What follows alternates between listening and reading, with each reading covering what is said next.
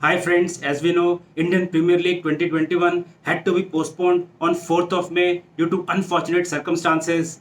But the good news is that BCCI, Board of Control for Cricket in India, has zeroed in on new dates for the resumption of IPL 2021. IPL Phase-2 will be resumed in UAE and not in India, and the new dates will be from 19th of September to 15th of October. The 3-week window will be enough to complete the remaining 31 games for the season, and this will be a win-win scenario for all the primary stakeholders, BCCI, franchises, and broadcasters. As per BCCI President Saurav Ganguly, if remaining of the IPL matches could not be held, then BCCI will incur a heavy loss of around 2,500 crores to 3,000 crores. On an average, BCCI earns 67 crores of rupees for every IPL match which is broadcasted. Last year in 2020, IPL earned 4,000 crores of rupees, although the matches were held in UAE and no spectators were allowed. If the matches are held in India and audience is allowed, then the revenue is much higher. It's quite unfortunate and shocking that some people were happy when IPL was postponed.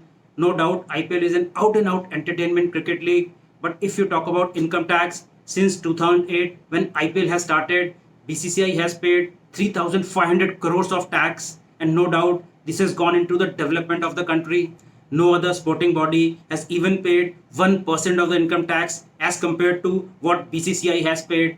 So, for the people who keep on criticizing IPL, they should first do something constructive for the country before bashing IPL and BCCI.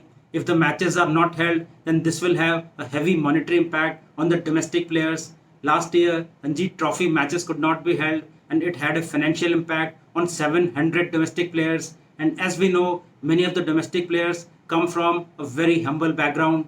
In the next BCCI AGM annual general meeting, they are planning to come up with compensation package for domestic players. BCCI President Saurav Ganguly clearly mentioned during a special meeting that matches are being shifted out of India due to monsoons. India will witness heavy rains during September, and it will be impossible to conduct cricket matches during this time. The franchisees have started contacting the foreign players to check their availability, and BCCI is also in regular conversation with overseas boards to work out a plan. A BCCI delegation, including Chief Saurav Ganguly, Secretary Jay Shah, and Vice President Rajiv Shukla, will be traveling to UAE soon to take stock of the things with Emirates Cricket Board. They also need to discuss and finalize quarantine rules, bubble to bubble transfer rules, travel plans, and itinerary. Quarantine rule are different from bubble to bubble transfer. For example, quarantine rule could be a week or 10 days of isolation. But if a player is moving from one secure bubble to another, then isolation could only be for 3 days. For instance, last test match of India-England series is on 14th of September at Manchester, and all the players are already in a biosecure bubble. Next day, India and England players will be taking a chartered flight to UAE in a bubble-to-bubble transfer. Similarly, West Indies players, after completing Caribbean Premier League, will be taking a chartered flight to UAE to play in IPL in a bubble-to-bubble transfer. The reason why BCCI hasn't announced the exact dates of IPL is because of Caribbean Premier League, which is scheduled from 28th of August to 19th of September, and BCCI wants this to be preponed by 7 to 10 days so that maximum foreign players could be available for IPL. BCCI has also put in a formal request to prepone Caribbean Premier League by 7 to 10 days.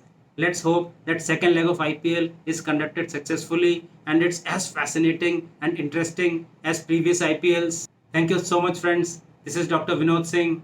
Goodbye.